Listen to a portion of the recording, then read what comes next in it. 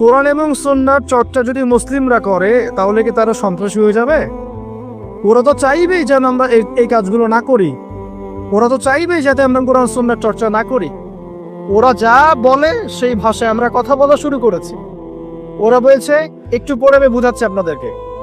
ওরা বলেছে যে জ্ঞান সেটাই, ভালো করে বোঝেন, জ্ঞান সেটাই যেটা পরীক্ষা নিরীক্ষা যুক্তি বিজ্ঞান দর্শন দিয়ে লাভ করা যায়। আর আমরা বলছি আল্লাহর ওহী হচ্ছে চূড়ান্ত জ্ঞান। আল্লাহর ওহী কি? চূড়ান্ত জ্ঞান। এই যে জ্ঞানতাত্ত্বিক পার্থক্য, ওরা যা দেখে না তাতে বিশ্বাস করে না।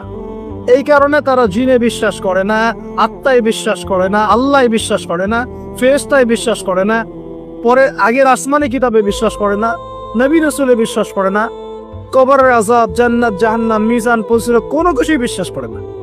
কেন করে না? ওদের এপিস্টেমোলজি হচ্ছে, জ্ঞানতাত্ত্বিক দর্শন হচ্ছে যা দেখি না বিশ্বাস করি না। আর ওই দর্শনটা আমরা কাট পেস্ট করে নিয়ে আমাদের ছোট ছোট বাচ্চাদেরকে এখন গিলাচ্ছে এগুলা। ওই দর্শন কেন ফলো করবো আমরা?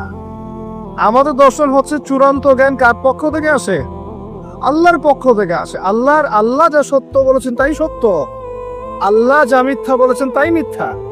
আল্লাহর ওহী চূড়ান্ত সত্য মিথ্যার মানদণ্ড, মানুষের যুক্তি বিজ্ঞান দর্শন নয়। এই জায়গায় তো পার্থক্য, সে করেই তো পার্থক্য। এই জ্ঞানতাত্ত্বিক সংজ্ঞায় পার্থক্য বলেই তো আপনাকে ডারউইনের মতবাদ পড়াচ্ছে, কারণ সে তো বিশ্বাসই করে না যে মানুষকে আল্লাহ সৃষ্টি করেছে। আর আমরা বিশ্বাস করি আদম আলাইহিস সালামকে সৃষ্টি করেছেন কে। অতএব এই মতবাদের আমাদের কোনো প্রয়োজন নাই, কারণ আমরা তো জানি কোরআনে আল্লাহ পাক এটা বলেছে। যে জানে না, যার কাছে কোরআন নাই, যার কাছে হাদিস নাই, তার ওই মতবাদের প্রয়োজন আছে, আমার তো নাই। ওরা যা বলে আমরা তাই গেলার চেষ্টা করি।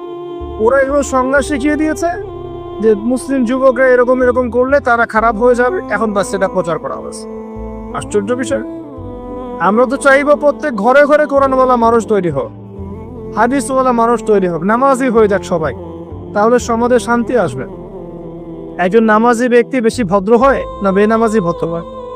বলেন। নামাজ মানুষকে শৃঙ্খলা শেখায় না, কোরআন মানুষকে মানবতা শেখায় না।